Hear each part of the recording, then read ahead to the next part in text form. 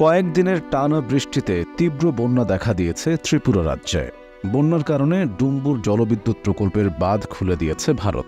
এর ফলে তীব্র গতিতে পানি ঢুকছে বাংলাদেশে। ভারতীয় সংবাদ মাধ্যমগুলোর খবরে জানা যায়, ত্রিপুরার 4টি নদীর পানি বিপদসীমার ওপর দিয়ে প্রবাহিত হচ্ছে। এর ফলে 5,600 পরিবার নিরাপদ স্থানে আশ্রয় নিতে বাধ্য হয়েছে। রাজস্ব সচিব ব্রিজেশ পাণ্ডে সাংবাদিকদের বলেছেন, ভারী বৃষ্টিপাতের কারণে রাজ্যের দক্ষিণ ত্রিপুরা ও গোমতী জেলায় ভয়াবহ বন্যা দেখা দিয়েছে। 20 আগস্ট মঙ্গলবার তিনি জানান, গত 24 ঘণ্টায় বাগাফায় 375.8 মিলিমিটার, বেলোনিয়ায় 324.4 মিলিমিটার এবং অমরপুরে 307.14 মিলিমিটার বৃষ্টিপাত রেকর্ড করা হয়েছে।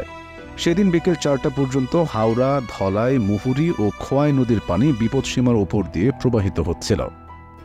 ত্রিপুরার ভেতর দিয়ে প্রবাহিত হয়ে হাওড়া নদী বাংলাদেশের ব্রাহ্মণবাড়িয়া জেলায়, ধলাই নদী মৌলভীবাজারে, মুহুরী নদী ফেনী জেলায় এবং খোয়াই নদী সিলেটে প্রবেশ করেছে।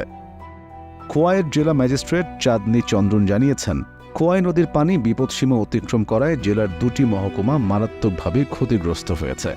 তিনি স্থানীয় বাসিন্দাদের নদীর কাছে মাছ ধরা এড়িয়ে চলতে এবং ভূমিধস-প্রবণ এলাকা থেকে দূরে থাকতে পরামর্শ দিয়েছেন। অন্যদিকে ত্রিপুরার গোমতী জেলা ম্যাজিস্ট্রেট জানিয়েছেন, গোমতী নদীর পানি আরও বাড়তে পারে। এ কারণে ডুম্বুর জলবিদ্যুৎ প্রকল্পের বাঁধ থেকে পানি ছাড়তে হবে। তিনি জানিয়েছেন, বুধবার স্থানীয় সময় সকাল 8:35 পর্যন্ত বাঁধের 3টি গেটের মধ্যে একটি গেট খুলে দেওয়া হয়েছে। এদিকে 1.5 মাসের ব্যবধানে তৃতীয় দফায় ভয়াবহ বন্যার কবলে পড়েছে ফেনীর পরশুরাম, ফুলগাজী ও ছাগলনাইয়া উপজেলার লক্ষাধিক মানুষ। গত কয়েকদিনের ভারী বৃষ্টিপাত ও ভারতের ত্রিপুরার ডুম্বুর গেট খুলে দেওয়ায় উজানের পানিতে মুহুরী, কহুয়া ও সিলোনিয়া নদীর বন্যা নিয়ন্ত্রণ বাঁধের 17টি ভাঙন অংশে পানি প্রবেশ করে প্লাবিত হয়েছে শতাধিক গ্রাম। ঘরের ভেতর পানি প্রবেশ করায় অনেকে চৌকি উঁচু করে কোনোরকম বসবাস করছেন। পানিতে তলিয়ে যাওয়ায় ফেনী পরশুরাম আঞ্চলিক সড়ক এবং উপজেলার অভ্যন্তরীণ সড়কে বন্ধ রয়েছে যান চলাচল।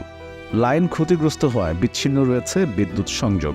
এছাড়া পানিবন্দী হয়ে পড়া লক্ষাধিক মানুষ রয়েছেন চরম দুর্ভোগে।